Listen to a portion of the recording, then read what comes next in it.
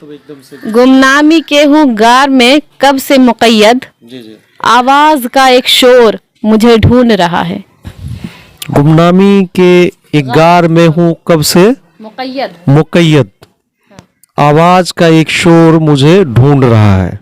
नमस्कार, मैं अमरजीत कुमार कक्को अपने सहयोगी अनुराग आनंद के साथ आज मैं हूँ एक और जो सूरजगढ़ा की बड़ी फनकार हैं, जो बहुत ज़्यादा चर्चा में नहीं रही हैं, जिन्होंने वर्ष 2019 में हैदराबाद यूनिवर्सिटी से एमए में लैंग्वेज में गोल्ड मेडल हासिल की और 1 अक्टूबर को एमफिल की डिग्री भी हासिल की और अब दिल्ली यूनिवर्सिटी से पीएचडी कर रही हैं।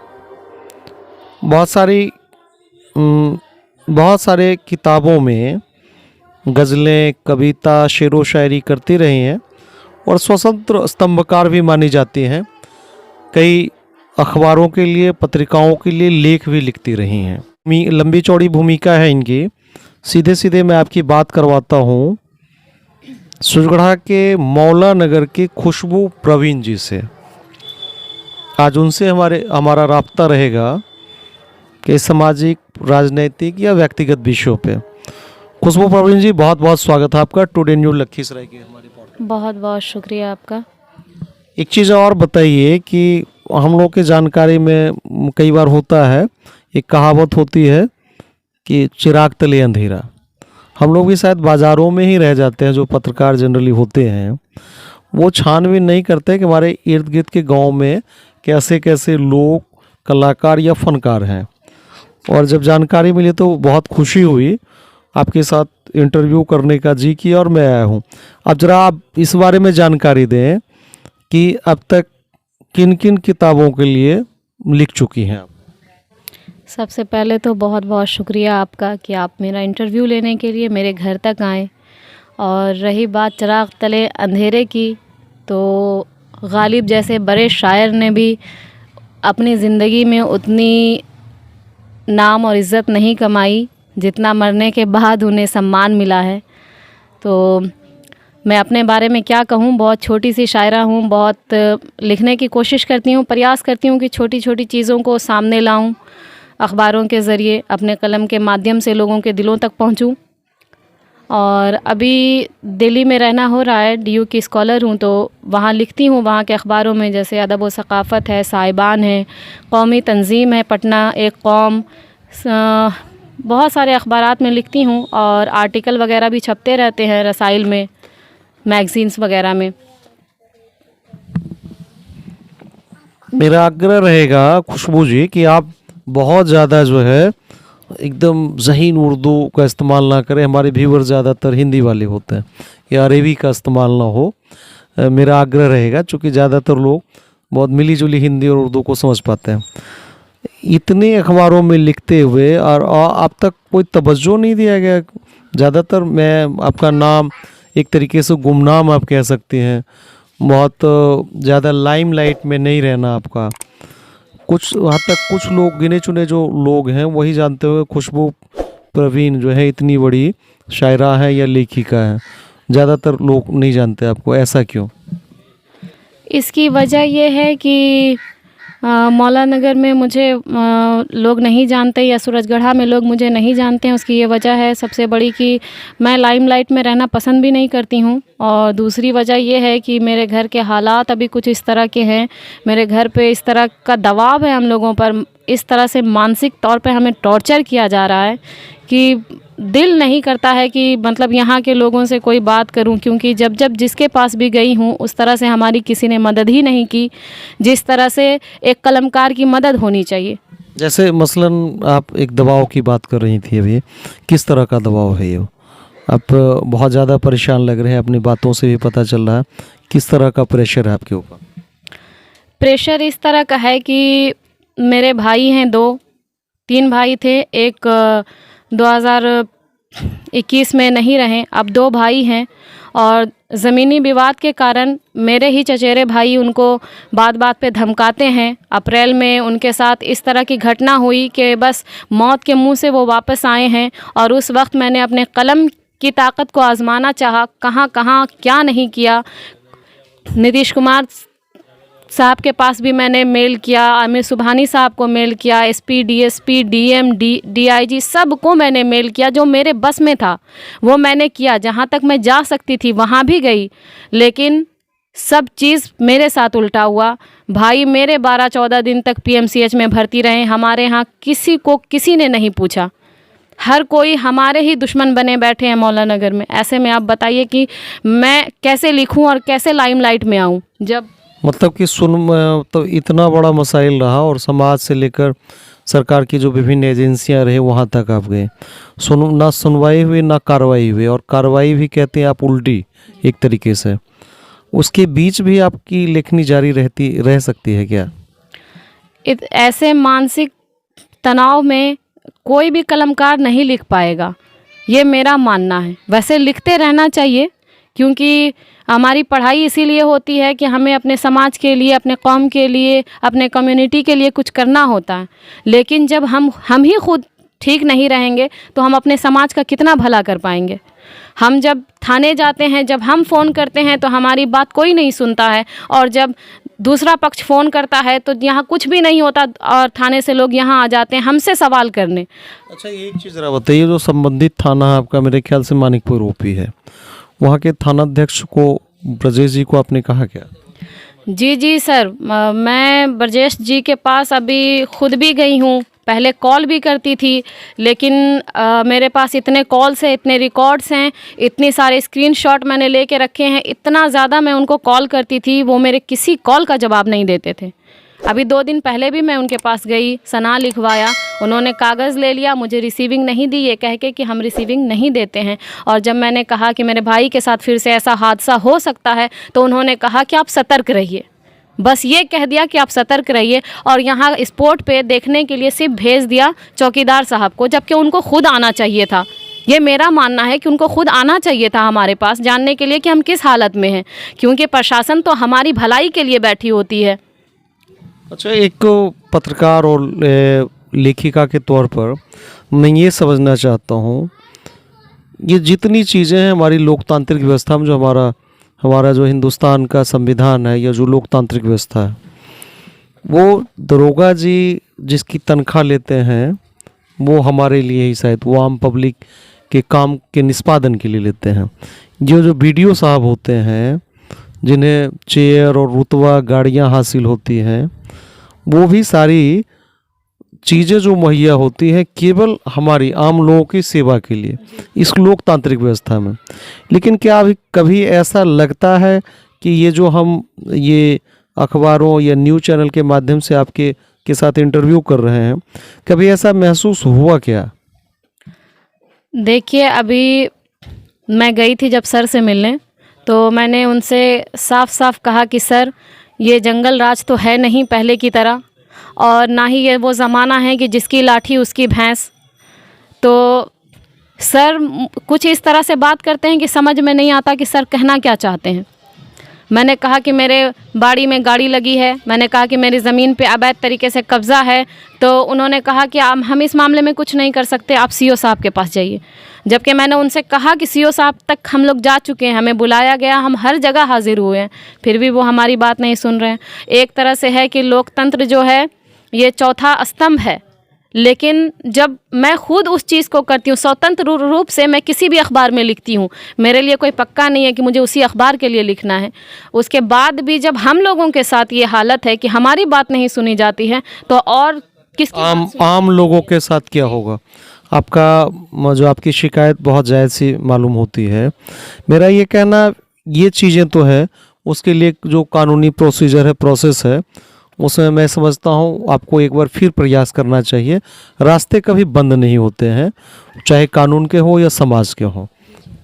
जी बिल्कुल, आप ठीक कह रहे हैं, रास्ते बंद नहीं होते हैं। और मैं अभी यहाँ पे अपनी पढ़ाई स्टॉप करके, मतलब 12 दिन की छुट्टी लेके आई थी, लेकिन मैं एक्स्ट्रा अपना टिकट कैंसिल करा के सिर्फ इसीलिए हूँ कि मुझे इंसाफ चाहिए, वो भी लीगल इंसाफ चाहिए। मैं इल्लीगल तरीके से मार पीट करके कुछ नहीं करना चाहती।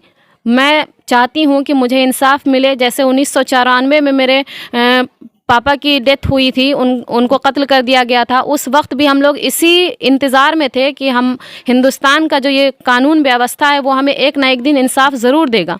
और ऐसा हुआ भी, हमें इंसाफ मिली। जिसने कत्ल किया था वो आज उसको उम्र कैद की सज़ा हुई है।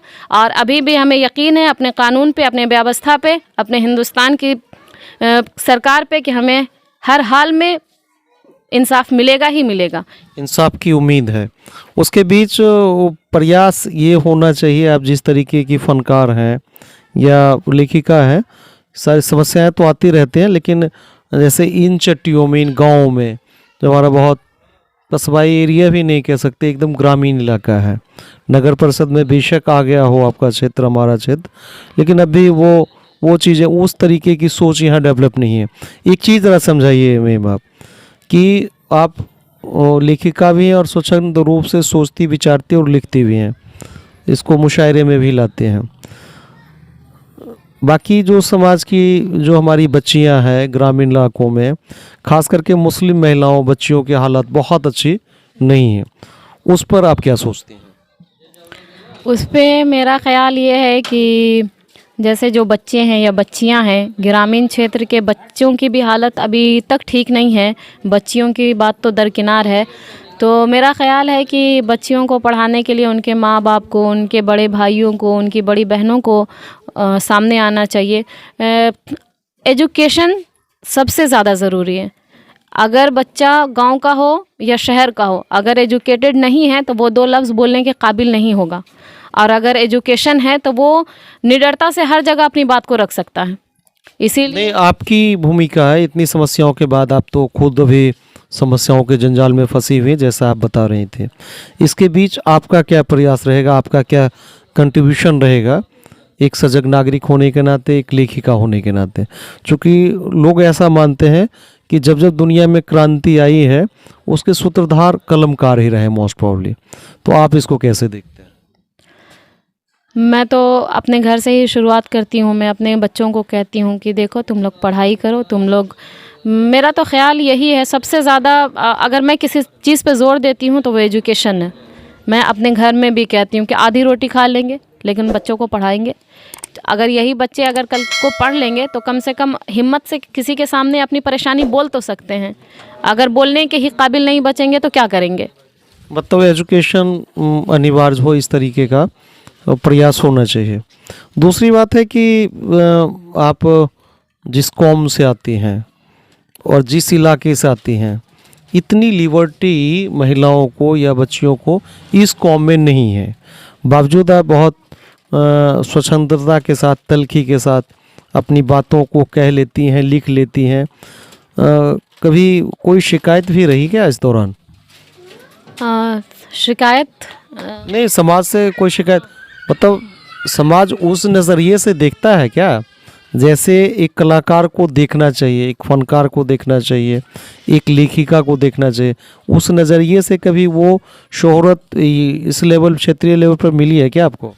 नहीं, क्षेत्रीय लेवल पे तो मुझे कोई शोहरत ही नहीं। जब वैसे यही कहना चाहूँगी कि गुमनामी के एक शेर का मिसरा है कि गुमनामी की गार में हूँ कब से मुक़य्यद, मतलब कैद हूँ गुमनामी में, अभी तक उससे बाहर ही नहीं। मैं मुझे मत समझ, मैं समझ लूँगा, लेकिन दर्शकों के लिए थोड़ा ट्रांसलेट कीजिए। जी, जैसे कि मेरा कहना है कि मैं तो अभी तक गुमनामी में हूँ, तो क्षेत्रीय तौर से तो मुझे बस यही लोग जो मेरे, नहीं, अपनी शेर ही कहिए, वो जो मिसरा बता रही थी आप, वो कहिए। गुमनामी के गार में हूँ कब से मुक़य्यद, आवाज़ का एक शोर मुझे ढूंढ रहा है। गुमनामी के एक गार में हूँ कब से मुक़य्यद, आवाज़ का एक शोर मुझे ढूंढ रहा है। अच्छा, एक और चीज़ है कि जिस तरीके का मसला चलता है, चूँकि आप वर्ल्ड वाइड थिंक करती होंगी, स्वाभाविक है, समसामयिक चीज़ों पर पूरे दुनिया से जुड़ी रहती हैं। जब आप अखबार और ख़ुद पत्रकार भी हैं और फनकार भी हैं, तो कई चीज़ें हैं, मैं ऑफ द रिकॉर्ड आपसे पूछ रहा था, बहुत सारी बातें हुई हमारी। ये जो मसाइल हैं, एक खास करके जो आज का जो दौर चल रहा है, वो लोग ऐसा मानते हैं कि हिंदुस्तान के जो हालात हैं जो मफादात हैं उसके लिए बहुत अच्छा दौर ये नहीं है। सोशल साइड पर बहुत ज़्यादा शोर मिलता है, ये हिंदू मुसलमान, ये दंगे, ये फसादात, लेकिन जब जब ज़मीन पे हम जाते हैं तो उसके एकदम प्रतिकूल नज़र आता है। आप क्या सोचती हैं इसके बारे में? जी, ये हिंदू मुसलमान और जंग और जिदाल का मतलब सिर्फ वहीं पे आता है जब कहीं इलेक्शन हो। आप वहाँ पे जाके देखेंगे तभी ऐसा होगा कि आपको लगेगा कि यहाँ पे हिंदू मुसलमान हो रहा है, यहाँ पे जातिवाद हो रहा है, यहाँ पे धर्मवाद हो रहा है। धर्म पे सबसे ज़्यादा आवाज़ तभी उठाई जाती है जब किसी जगह चुनाव होता है। उसके अलावा अगर आप अभी भी मोहल्ले में, गांव में देखेंगे तो हिंदू क्या है, मुस्लिम क्या है, सब एक थाली में अभी भी खाते हैं। अभी बहुत ज़्यादा पता नहीं लगता। मैं यही कह रहा था मैं। अच्छा, एक और मसला बीते ही दिनों आया है, उसको राजनीतिक कारणों से लाया गया है, चाहे पक्ष कौन है, पार्टी कौन है, इसमें मेरा नहीं जाना है। एक हिजाब का मसला है। आप चूँकि खुद मुस्लिम महिला है, बहुत सोच विचार रखती हैं, उस पर आप उसको आप कैसे देखती हैं? जी, देखिए, हिजाब का मामला ये है कि मैं खुद भी हिजाब करती हूँ। जहाँ पे ज़रूरत होती है, मुझको लगता है कि करना चाहिए, मैं करती हूँ। जहाँ पे लगता है कि मुझे नहीं करना चाहिए तो मैं नहीं करती हूँ। जैसे कि अभी आपसे बैठ के बात कर रही हूँ, मैं हिजाब में नहीं हूँ, लेकिन किसी ऐसे फंक्शन में या किसी ऐसी जगह जाती हूँ तो मुझे लगता है कि वहाँ पे मेरे लिए ज़्यादा बेहतर है कि मैं हिजाब में जाऊँ, तो इस तरह से मैं करती हूँ। मतलब आप वो बहुत हद तक स्वायत्तता की बात कर रहे हैं कि वो क्या पहने नहीं पहने उस पर छोड़ना चाहिए, ना कि इसमें कोई दखल अंदाजी होनी चाहिए। बिल्कुल, मेरा ख्याल यही है कि ज़बरदस्ती तो वैसे भी नहीं होनी चाहिए। भारत एक स्वतंत्र देश है, बचपन से यही सुनते आए हैं, आज तक पढ़ते भी आए हैं। तो जब स्वतंत्रता की बात हम करते हैं तो फिर ज़बरदस्ती क्यों? लगता है कि आपको ये जो बलात जो है हिजाब को हटाना या पहनाना एक तरीके से ह्यूमन राइट का वायलेशन है। यही है कि जैसे अगर कोई धोती पहन के मेरे सामने से गुजर रहा है तो मैं क्यों कहूँ कि तुम धोती पहनना बंद कर दो? ये उनका राइट है, वो पहन सकते हैं। अगर संविधान उसको वो अधिकार देता है, वो क्या पहने नहीं पहने उसकी स्वतंत्रता है। दूसरी चीज़ है कि अब आज के 2014 के बाद जब कई लोग ऐसा मानते हैं, मैं अक्सर पूछा करता हूँ, 2014 के बाद मोदी जी के आगमन के बाद जो मोदी सरकार है उसके बाद से कुछ चीज़ें बदली हैं, उसको पॉजिटिव या नेगेटिव कैसे देखती हैं आप? देखिए, कोई भी सरकार आती है या जाती है तो वो अपनी कुछ चीज़ें पॉजिटिविटी वाली भी छोड़ के जाती हैं, कुछ नेगेटिव चीज़ें भी छोड़ के जाती हैं। तो मैं भी ये चीज़ देखती हूँ कि मोदी साहब के वक्त में बहुत सारी चीज़ें अच्छी भी हुई हैं, बहुत सारी चीज़ें बुरी भी हुई हैं। तो ये सिर्फ इन्हीं के दौर में नहीं है, ये हर दौर में है। जी, ऐसा मतलब कि इनकी आड़ में जो कई लोग होते हैं, हजारों सैकड़ों समर्थक होते हैं और विरोधी होते हैं, इस तरह की वो चीज़ें चलती रहती हैं, नेगेटिव पॉजिटिव। और कोई संदेश समाज को आप देना चाहते हो? क्योंकि मेरे ख्याल से आप इस लेवल पे हैं, इस मुकाम पे हैं जहां आपकी आवाज़ आगे पहुंचाई जाए और उनको सुनने की ज़रूरत महसूस होती है। आप क्या समझते हैं, कोई संदेश देना चाहते हैं आप समाज के लिए? जी, बिल्कुल, मैं संदेश यही देना चाहती हूँ कि भारत एक स्वतंत्र देश है, इसमें स्वतंत्रता से रहें। ये जंगल राज नहीं है, इसलिए जंगल राज बनाने की कोशिश भी ना करें। बहुत मुश्किल से हिंदुस्तान की कुछ चीज़ें बहुत अच्छी हो गई हैं, उसे फिर से ख़राब करने की कोशिश नहीं करें। एजुकेशन जिस तरह से डेवलप्ड हो रहा है उस तरह से उसे डेवलप्ड ही रखें। शहरी क्षेत्र हो या ग्रामीण का इलाका हो, हर इलाके में मतलब ये बात होनी चाहिए कि मतलब आप जो सोच रहे हैं, आप जो कर रहे हैं, आप वो करने के लिए स्वतंत्र हो अगर आप सही पर हैं। आप गलत तरीके से, अवैध तरीके से किसी पर कोई ज़ोर ज़बरदस्ती करके कुछ हासिल करने की कोशिश ना करें, और करें भी तो कानून आपको वो चीज़ करने नहीं दे। कैसा मंदिर कैसा मस्जिद, ये तो सियासी चालें हैं, जिस्म भेड़ियों के हैं लेकिन मुंह पर भेड़ की खाले हैं। फिलहाल ये थी खुशबू परवीन, बड़ी शायरा मानी जाती है अपने क्षेत्र की। आज उनसे राब्ता रहा हमारा टुडे न्यूज़ लखीसराय के इस पोर्टल पे। ऐसे ही किसी शानदार शख्सियत के साथ आगे भी फिर कभी हम आपकी मुलाकात करवाएंगे। फिलहाल मैं अमरजीत कुमार कक्कू अपने सहयोगी अनुराग आनंद के साथ टुडे न्यूज़ लखीसराय के लिए विदा लेता हूँ। बहुत बहुत धन्यवाद।